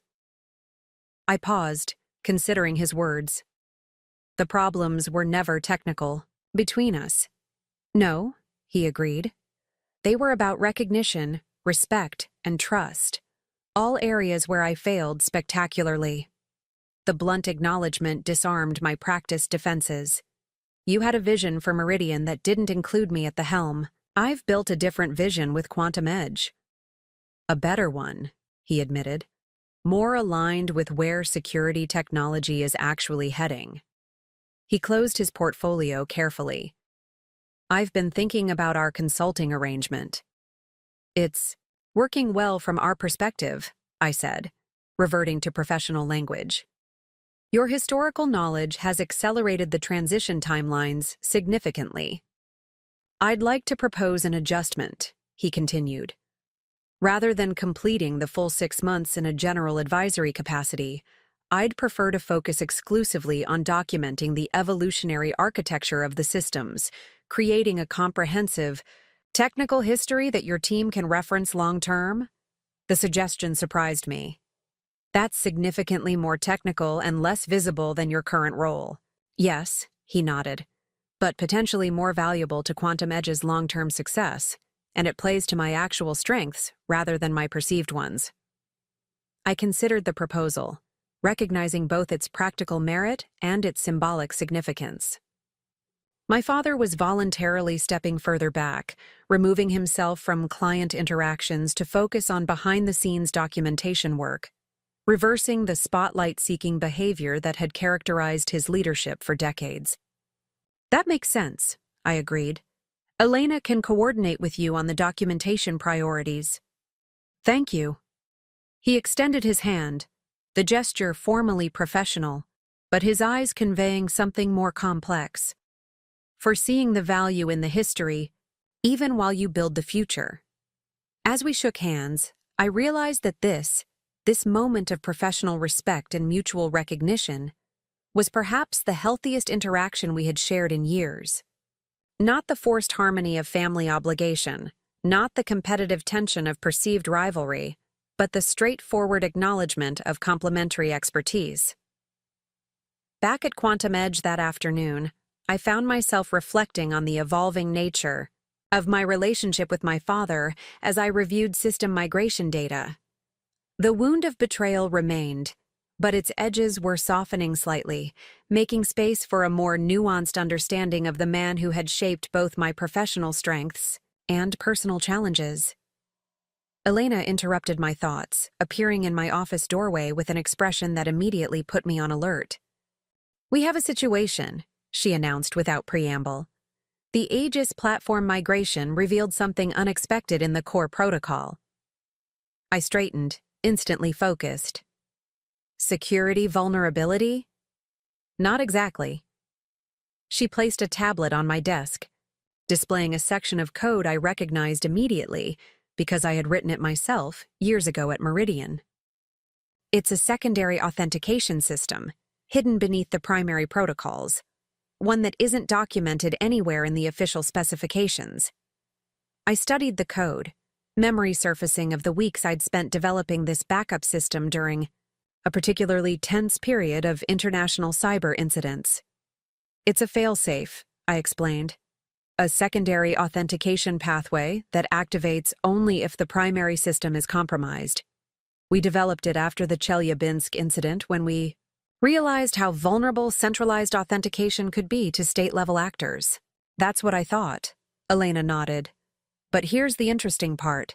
It's been activated 3 times in the past month, after Meridian's security team was downsized, but before our migration began. The implications were immediately concerning. Someone was attempting to compromise the primary authentication system during the transition uncertainty, and would have succeeded if not for your undocumented failsafe, she confirmed. A failsafe that not even your father knew about, based on his reaction when we found it. I leaned back, processing this information. We need to trace the intrusion attempts, identify the origin. Already working on it. But there's something else. Elena's expression grew more serious. The attempts appear to have originated from within Westlake Ventures' network. Westlake, the private equity firm that had been negotiating to acquire Meridian before our intervention. The firm known for stripping acquired companies of valuable intellectual property. They were trying to access the classified protocols before the acquisition was even finalized, I realized, planning to extract the security architecture for sale to third parties. It appears so, which means your decision to intervene didn't just save Meridian from dismantlement. It potentially prevented classified security protocols from being compromised, I finished. We need to inform General Rivera immediately. Already scheduled for tomorrow morning, Elena confirmed. But I thought you should know first, since it was your failsafe that detected the attempts. After she left, I sat contemplating this. New information. The hidden authentication system had been my independent initiative, developed without formal approval because I'd recognized a vulnerability that others, including my father, had dismissed as theoretical. At the time, it had felt like yet another example of my technical concerns being undervalued.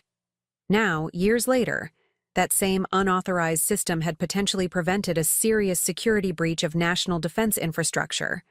I reached for my phone, then hesitated. This discovery complicated my narrative about Meridian and my father's leadership. While his succession decision had been fundamentally flawed, the technical culture he had created had allowed me the freedom to implement unauthorized security measures based on my own judgment. Freedom I had used to create a failsafe that ultimately protected critical systems during a vulnerable transition. After a moment's consideration, I composed a text to my father. Need to discuss Aegis secondary authentication protocol. My office, 9 a.m. tomorrow? His response came quickly. I'll be there. Didn't know it existed, but not entirely surprised. You built it. The simple acknowledgement, recognition of both my initiative and his awareness of my tendencies, felt like another small step toward a new kind of understanding between us. Not the relationship we had before, certainly, but perhaps something more balanced, more honest, and ultimately more sustainable. As I prepared for the meeting with General Rivera the next day, I found myself considering Elena's earlier observation with new perspective. I had been operating from a place of anger and vindication, defining my success in opposition to my father's failure. But perhaps it was time to acknowledge that both our contributions had value, that both our approaches to security had merit, and that the strongest path forward might incorporate elements of both. The quantum future I was building at Quantum Edge would be stronger for including the architectural history my father had created, just as I, despite everything, was partly shaped by the lessons he had taught me, both through his successes and his failures. That realization didn't erase the past, but it did illuminate a different possible future. one where professional respect might eventually rebuild what personal disappointment had broken. The discovery of Westlake's attempted intrusion into the Pentagon systems elevated our concerns to a new level. What had begun as a corporate acquisition battle now carried national security implications. General Rivera arrived at Quantum Edge the following morning with a team of cybersecurity specialists from military intelligence. The atmosphere in our conference room was tense as I walked them through the hidden authentication protocol and the evidence of attempted breaches. 3 separate intrusion attempts, all originating from Westlake's network infrastructure, I explained, displaying the logs on the main screen. Each targeting different components of the classified communications protocol. And this secondary authentication system was your creation? General Rivera asked, examining the code architecture with a practiced eye. Yes, I implemented it 4 years ago at Meridian, after identifying vulnerabilities in the standard authentication approach. Without formal authorization, my father added from his seat at the far end of the table, which was both against company protocol and exactly the right decision, given what we know now. The general's eyebrows rose slightly at this unexpected support. And Westlake had no way of knowing about this failsafe? It wasn't documented in any official specifications, I confirmed. The code was embedded within the system architecture, in a way that made it virtually invisible unless you knew exactly where to look. Essentially, they thought they were accessing an unlock mechanism, but were actually triggering a silent alarm, Elena elaborated. Each attempt logged detailed information about the incursion pathway while appearing to process normally. One of the military intelligence specialists leaned forward. This goes beyond corporate espionage. Attempting to access classified defense systems carries serious federal implications, particularly given Westlake's known connections to certain international investment groups, General Rivera noted. This will require a full investigation at the highest levels. As the meeting concluded, the general pulled me aside. You may have prevented a significant breach, Mr. Chen. The DoD owes you a debt of gratitude. I was just doing my job, I responded automatically. No, he countered, his expression serious. You were exceeding your job description in exactly the way security demands. That's unfortunately rare. After the military team departed with copies of our evidence, I found myself alone in the conference room with my father. The silence between us felt different than it had in recent months, less charged with resentment, more weighted with mutual recognition. The secondary authentication system, he said finally. That was during the period when I rejected your proposal for comprehensive protocol redesign. I nodded, remembering the frustration of that time. You said it was unnecessarily paranoid, that existing authentication methods were sufficient. So you built it anyway, without authorization, he continued, because you believed it was necessary regardless of official opinion. The vulnerabilities were real, I replied simply, whether acknowledged or not. A slight smile crossed his face. That's what makes you a better security architect than I ever was. I built systems to match specifications. You built systems to match threats, including the ones others couldn't see yet. The acknowledgement stirred something complicated within me, a mixture of vindication and an unexpected sadness for all the years we might have worked in true collaboration, had he recognized this difference sooner. Why didn't you tell me about the failsafe? He asked. I considered the question seriously, partly because you had explicitly rejected the concept, partly because security through obscurity works best when truly obscure. I paused. And partly because I was tired of fighting for recognition of threats you dismissed as theoretical. He nodded slowly, accepting this assessment without defensiveness. Fair on all counts. He gathered his notes, preparing to leave. For what it's worth, I sleep better knowing systems I helped build are now protected by security I didn't have the foresight to implement. There's a certain poetic justice in that. As he reached the door, he turned back. The project you authorized, the architectural history of Meridian systems. I'd like to include this failsafe and other undocumented security measures you may have implemented. Not for current operational purposes, but as a learning tool for future security architects. Examples of necessary innovation that occurred despite, rather than because of, management direction. The suggestion caught me off guard. My father, proposing to document not just Meridian's official development path, but also the ways in which I had circumvented it to implement stronger security. It represented an unexpected commitment to institutional honesty rather than corporate face-saving. That makes sense, I agreed. Elena can help identify other unofficial security enhancements that should be included. After he left, I remained in the conference room, contemplating the strange new territory we were navigating, professional respect gradually emerging from the wreckage of personal disappointment. It wasn't forgiveness exactly, but perhaps something equally valuable, recognition of our respective contributions to a shared technical legacy. The Westlake investigation expanded rapidly over the following weeks. Federal authorities seized servers and documents from the private equity firm's offices, revealing a pattern of intellectual property theft that extended far beyond their interest in Meridian.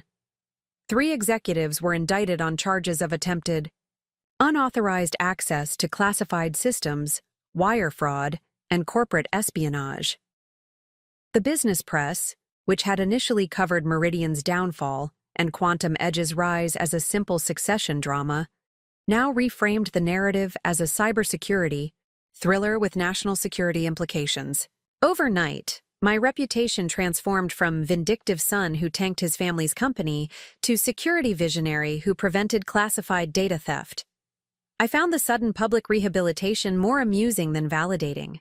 The technical work remained the same regardless of media narrative, and I had long since stopped seeking external confirmation of my value.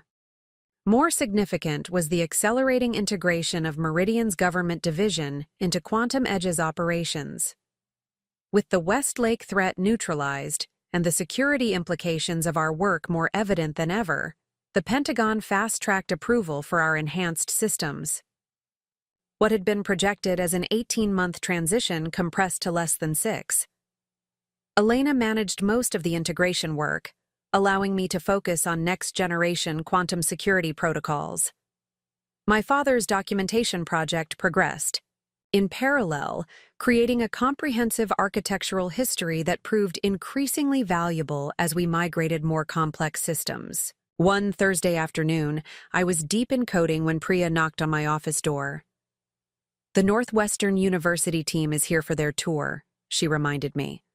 "The Quantum Computing Research Partnership?" I glanced at the clock, surprised by how the day had passed. "Right. I'll meet them in the demonstration lab." The partnership with Northwestern's Quantum Computing Department represented an exciting expansion of our research capabilities. Their theoretical work complemented our practical implementation, focus, creating possibilities that neither could achieve alone. I found Professor Amara Singh and her team already examining our quantum simulation environment with obvious enthusiasm. Among them was a doctoral candidate whose intense focus on the security protocol documentation reminded me powerfully of my own early days in technology. "Dr. Chen," Professor Singh greeted me warmly, "your team has been giving us a fascinating overview of your implementation architecture. The practical applications you've developed for theoretical quantum resistance are remarkable." "Theory and practice need each other," I replied. "That's why this partnership makes so much sense for both our organizations." "Absolutely," she agreed. Though I must say we were surprised to learn that Richard Chen is involved in your documentation project.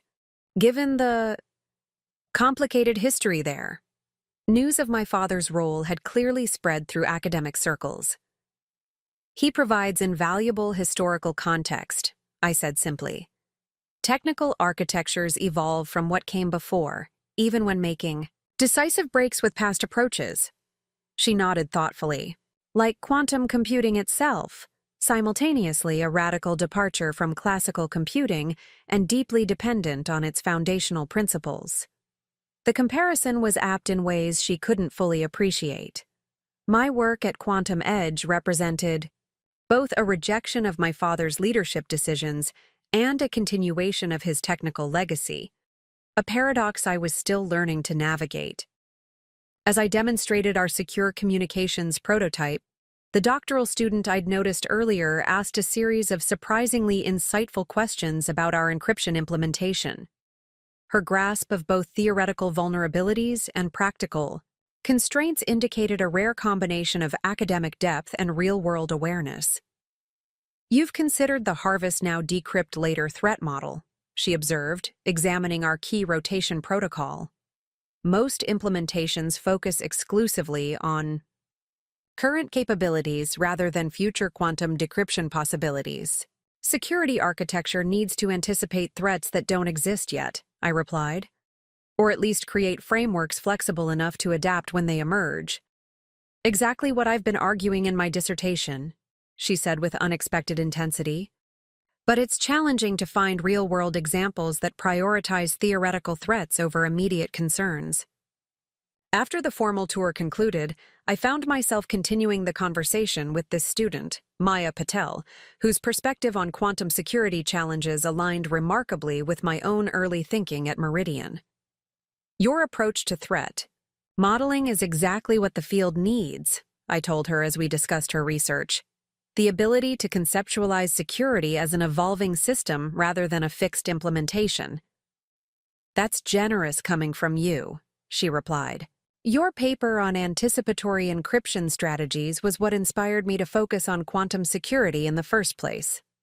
The comment caught me off guard. "That paper was largely ignored when I published it. Too theoretical for practical application, according to most reviewers." "Sometimes it takes time for important ideas to be recognized," she said with a shrug. "Doesn't make them any less valuable in the interim."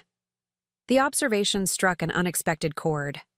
How much of my conflict with my father had stemmed from precisely this dynamic, the frustration of developing concepts whose value wouldn't be fully recognized until years later? And how much of his recent change reflected the belated recognition of principles that had always been sound, if ahead of their time? As the Northwestern team prepared to leave, Professor Singh pulled me aside. "Maya's finishing her PhD this semester. She's exactly the kind of talent you should consider recruiting. Brilliant theoretical foundation with a strong practical orientation." "I was thinking the same thing," I admitted. "Her perspective on quantum threat modeling is exceptional." "Just between us," Singh lowered her voice slightly, "she's already fielded offers from Google's quantum division and a classified government research lab, but she's expressed particular interest in Quantum Edge's approach to security architecture." I made a mental note to discuss this with Elena. Attracting top doctoral talent like Maya would accelerate our research capabilities significantly. After the Northwestern team departed, I found myself reflecting on the parallels between Maya's current position and my own situation years earlier. A security theorist whose ideas were simultaneously respected and somewhat dismissed for being ahead of practical implementation.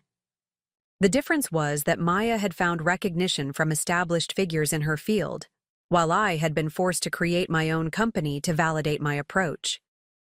That evening, I was reviewing Maya's published research when my phone rang with an unfamiliar number. "Alex Chen," I answered. "Mr. Chen, this is Amanda Russell from the White House Office of Science and Technology Policy." The unexpected contact immediately commanded my full attention. The OSTP served as the President's primary advisory body on scientific and technological matters. "I'm calling regarding the quantum security initiative being developed in response to recent national security concerns," she continued. "Your work at Quantum Edge, particularly following the Westlake incident, has come to our attention at the highest levels."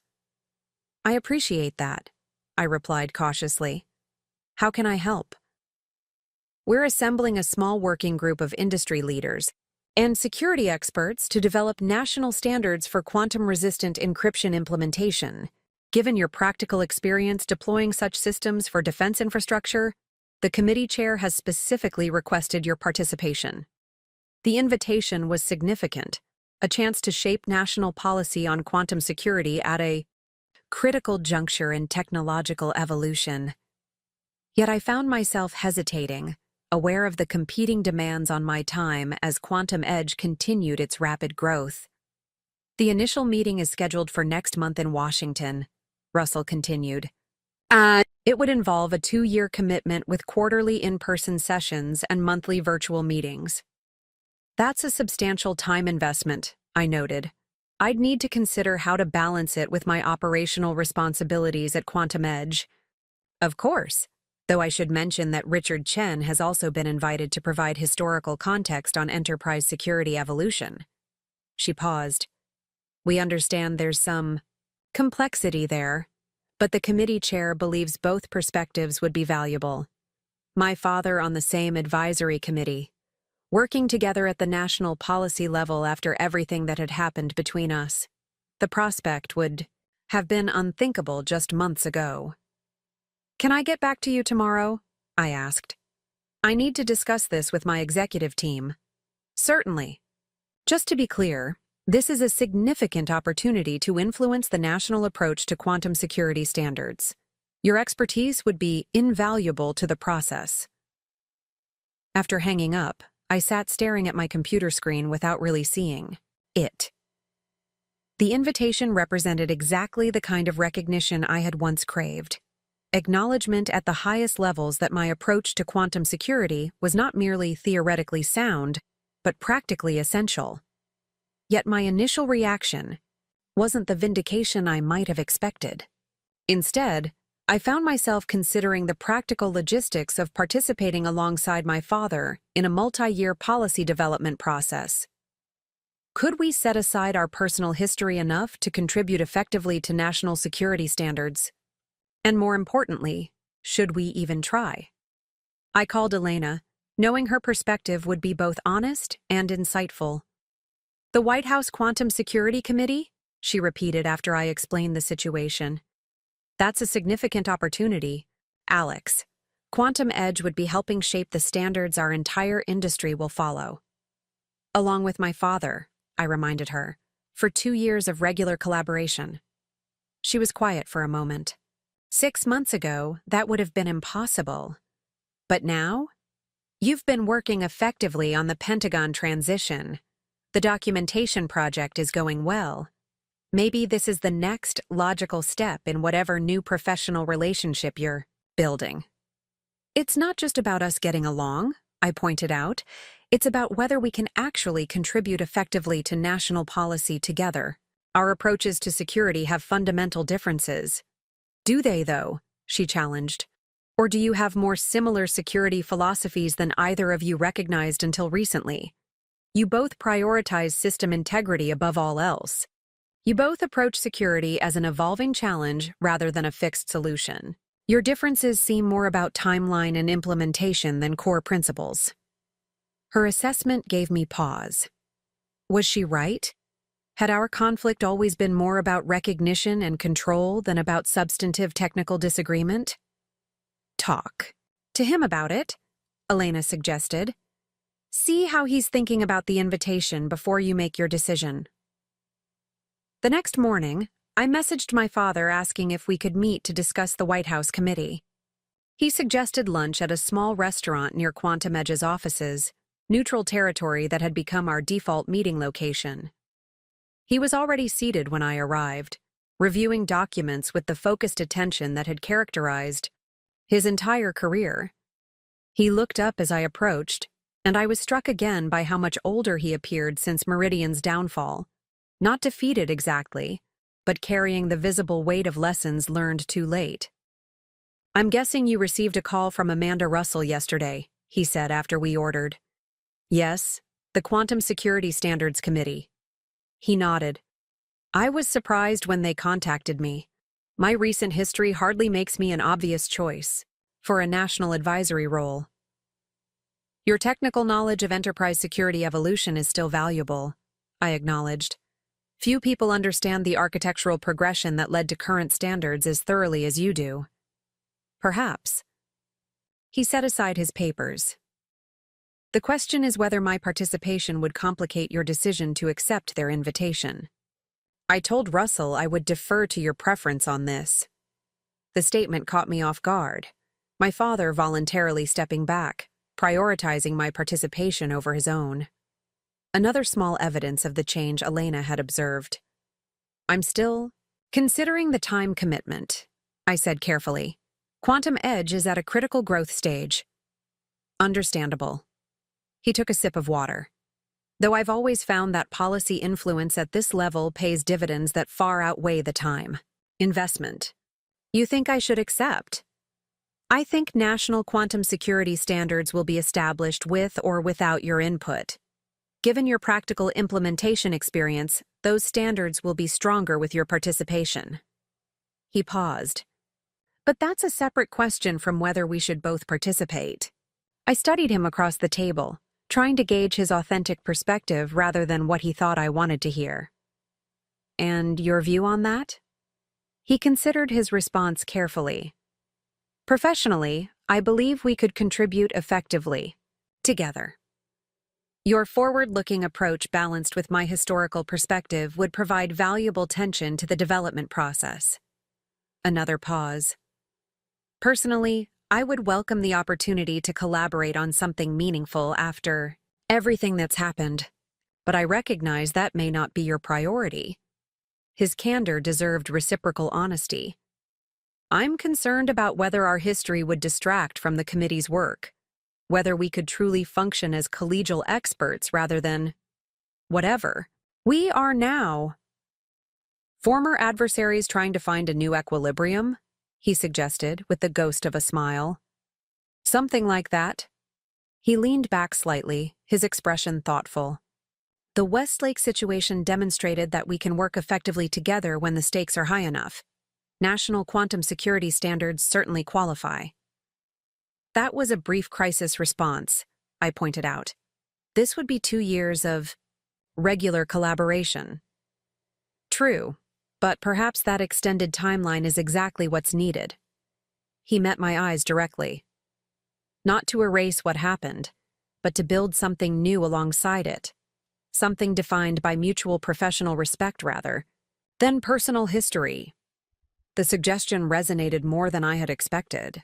The past months had demonstrated that while forgiveness might remain elusive, effective professional collaboration was entirely possible and potentially valuable to both Quantum Edge and broader security standards. I'll consider it, I said finally, and let Russell know my decision tomorrow. As we finished lunch, conversation shifted to Maya Patel, the Northwestern doctoral student whose research had impressed me. I read her dissertation on quantum-resistant authentication protocols last night, my father noted. Remarkably sophisticated, conceptual framework. I raised an eyebrow. You're following quantum authentication research now? Trying to stay current with the field, even in semi-retirement, he replied. Her approach to threat anticipation reminds me of your early work. At Meridian, the security measures that seemed unnecessarily forward-looking at the time. Like the secondary authentication system that caught Westlake's intrusion attempts, I observed. Exactly like that. He gathered his things as we prepared to leave. Talent like hers should be nurtured in an environment that values theoretical insight alongside practical implementation. Not many organizations achieve that balance. The comment contained no explicit suggestion, but its implication was clear. Quantum Edge might be the ideal home for Maya's particular combination of theoretical depth and practical orientation. We're considering reaching out to her about joining our research division after she completes her PhD, I admitted. She'd be an asset to your team, he agreed. Assuming you can compete with Google's quantum division. We offer something they don't.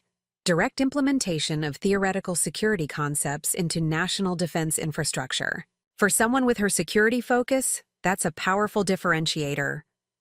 My father nodded approvingly. Lead with that in your recruitment conversation. The opportunity to see her theoretical work translated directly into protecting critical systems.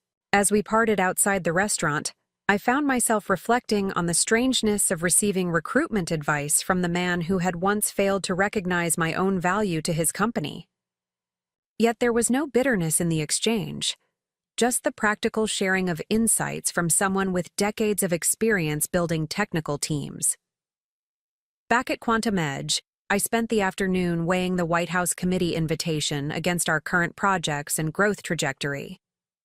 The more I considered it, the more I recognized the opportunity it presented, not just for influencing national security standards, but for establishing Quantum Edge as a thought leader in quantum security policy. By evening, I had made my decision. I drafted separate messages to Amanda Russell and my father, confirming my acceptance of the committee invitation. To Russell, I simply expressed appreciation for the opportunity and confirmed my willingness to work alongside all invited experts, including Richard Chen. To my father, I added an additional note. Your historical perspective will be valuable to the committee's work, as will the lessons learned from Meridian's transition challenges. I believe we can contribute effectively together while continuing to build a new kind of professional relationship. His response came within minutes. I look forward to it. Some mistakes can't be unmade, but perhaps they can be transformed into something unexpectedly valuable. The simple acknowledgement, neither seeking forgiveness nor offering easy reconciliation, reflected the careful new equilibrium we were establishing, not the restoration of what was lost, but the gradual construction of something different. Something built on clearer recognition of both our strengths and our limitations. As I prepared to leave the office, Elena stopped by with an update on the Meridian integration. Final system migration is complete, she announced. All Pentagon platforms are now running on our quantum-resistant architecture, a full 3 months ahead of schedule. That's excellent work, I acknowledged. The team has exceeded every projection. Your father's documentation was the difference maker, she noted. The architectural history allowed us to understand system evolution in ways that accelerated integration significantly. I nodded, processing this information. Has he completed the documentation project? Nearly. He's adding a final section on innovation despite constraints, essentially cataloging the unofficial security enhancements you implemented outside formal approval channels. The description made me smile slightly. A diplomatic way of documenting all the times I circumvented management directives to implement stronger security. Something like that, she agreed, though he presents it less as insubordination and more as necessary technical autonomy within bureaucratic constraints. Actually quite insightful about the tension between organizational control and security innovation. The characterization surprised me, my father reframing my acts of technical rebellion as necessary independence rather than problematic defiance. Another small evidence of his evolving perspective. I accepted the White House committee invitation, I told her. As did my father, apparently. A quantum security standards committee featuring both Chen generations, she mused, should make for interesting policy development. That's one word for it. It's a good decision, Alex, she said. More seriously, for Quantum Edge, for national security standards, and maybe for you personally as well. It's a professional collaboration, not a family reconciliation, I clarified. Of course, she agreed easily. But professional respect can sometimes build bridges that personal history can't, especially for two people who speak the language of systems and security more fluently than the language of emotions. Her observation was perceptive in ways I wasn't entirely comfortable acknowledging. My father and I had always connected more easily through technical concepts than personal communication. Perhaps this committee would provide a structured environment for the kind of collaboration that played to our shared strengths while minimizing our interpersonal challenges. That night, as I reviewed Maya Patel's research in preparation for a potential recruitment conversation, I found myself considering the parallels between her current position and my own journey. She stood at the beginning of her career in quantum security, developing theoretical frameworks that exceeded current implementation capabilities. I had once occupied a similar space, frustrated by the gap between what was possible and what was recognized. The difference was that I now had the opportunity to provide what I had lacked, an environment that valued theoretical insight and practical implementation equally, that saw security as an evolving system requiring both historical understanding and forward-looking innovation. Perhaps that was the unexpected gift emerging from all that had happened, the chance to create something better than what I had experienced. Not just a more advanced security architecture, but a more balanced approach to security leadership. One that integrated the best aspects of my father's historical knowledge and my own anticipatory vision. It wasn't forgiveness or reconciliation in any conventional sense, but it was, perhaps, a form of transformation. The painful lessons of the past year evolving into something unexpectedly valuable for the future of quantum security. 2 years later, I stood at the podium in the East Room of the White House, preparing to address government officials and technology leaders gathered for the official unveiling of the National Quantum Security Framework. The standards we had developed would shape enterprise security implementation for the next decade, guiding how organizations protected their systems against emerging quantum threats. My father sat in the front row alongside other committee members, his expression a mixture of professional satisfaction and something more personal I couldn't quite define. We had spent the past 24 months collaborating more intensely than either of us had anticipated when accepting the White House appointment, debating technical specifications, negotiating implementation timelines, and gradually establishing a new kind of working relationship. The framework we present today represents a fundamental shift in how we approach security architecture, I began, looking out over the assembled experts. Not just responding to current threats, but anticipating those that haven't yet emerged. As I outlined the technical foundations of the framework, I found myself drawing on language and concepts from both my own security philosophy and my father's architectural approach, the synthesis more powerful than either perspective alone. The tension that had once divided us had transformed into productive counterbalance, each challenging the other toward more robust solutions. Maya Patel, now heading Quantum Edge's research division, caught my eye from her seat beside Elena. Her recruitment had been one of my most satisfying professional achievements, watching her theoretical brilliance translate into practical security innovations that now protected critical infrastructure worldwide. After the formal presentation concluded, guests mingled during the reception. I was discussing implementation challenges with the National Security Director when my father approached. "Impressive framework," he said, professional respect evident in his tone. The anticipatory authentication standards are particularly forward-thinking. Your historical context on enterprise adoption barriers strengthened the implementation pathways significantly, I acknowledged. We had learned this careful dance over the past 2 years. Professional recognition without overreaching into personal territory. Neither of us was entirely ready to navigate. The mutual respect was genuine, the boundaries still necessary. Quantum Edge's government contracts have tripled since the committee began, he noted. Becoming the security standard bearer has its advantages, as does having the architect of modern enterprise security documenting our system's evolutionary history, I replied. A momentary silence fell between us. Acknowledgement of how far we had come from the boardroom confrontation that had shattered Meridian and launched Quantum Edge.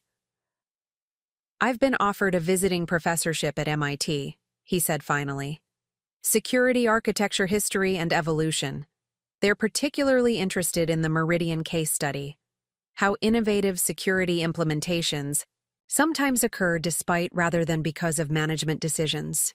The position suited him perfectly, leveraging his extensive knowledge while allowing him to transform past mistakes into educational value for future security architects. "You should accept," I said simply. He nodded. "I already have. I start next semester." He hesitated before adding, "They've also asked if you might give a guest lecture on quantum threat anticipation." Your work with Maya on predictive security modeling has attracted significant academic interest. The invitation represented another small step in our evolving professional relationship. Collaborative but bounded, focused on shared security principles rather than complicated personal history. "I'll consider it," I replied, schedule permitting. Later that evening, as the Quantum Edge team celebrated the framework's launch at a nearby restaurant, Elena raised her glass in a toast. To Alex Chen, who built something extraordinary from what could have been just a revenge story. The team cheered, but I found myself shaking my head slightly. "Not me alone," I corrected. "What we've built at Quantum Edge incorporates the best of what came before, along with our new vision. The strongest security architecture always builds on foundational elements while evolving beyond their limitations." My gaze drifted to the window, where I could see my father walking toward his hotel across the plaza. His posture was different now, neither the dominant CEO stride of his Meridian days nor the defeated slump after its collapse. Just a security architect who had made significant contributions to his field, including both successes and instructive failures. Maya followed my line of sight. "Your father's historical analysis of enterprise security evolution was critical to our research breakthrough last quarter. The patterns he identified in legacy system vulnerabilities directly informed our predictive model." I nodded, acknowledging the truth of her observation. Sometimes the most valuable insights come from understanding both what worked and what failed in previous approaches. As we continued celebrating into the evening, I found myself reflecting on the unexpected path that had brought us here. What had begun as a bitter succession battle had evolved into something no one could have predicted.